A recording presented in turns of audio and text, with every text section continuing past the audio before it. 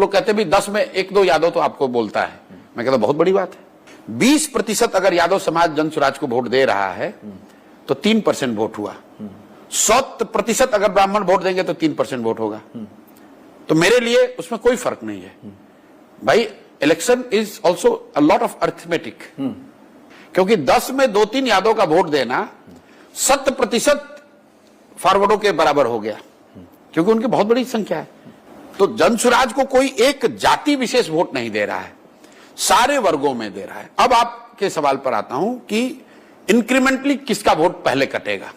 तो सबसे पहला नुकसान होगा छोटे दलों का, जो कि ऑलरेडी आपको दिख रहा है कि उन दलों की करीब करीब उनके कार्यकर्ता, उनके वर्कर सब जन स्वराज में आ गए।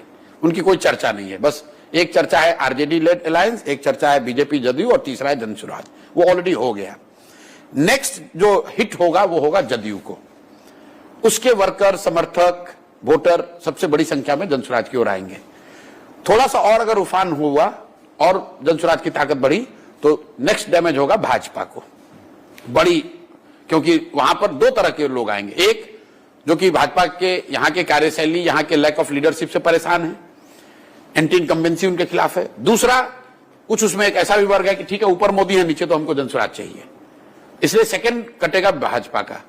और जब ये दोनों कटेगा तो तीसरा जो मुसलमान जो यहाँ 30 वर्ष से लालू जी की बंधुआ मजदूरी कर रहा है, वो जब देखेगा कि इतनी बड़ी संख्या में एनडीए के लोग जा रहे हैं तो वो टूटेगा। इसी ऑर्डर में नुकसान होना है, होगा दोनों को नुकसान।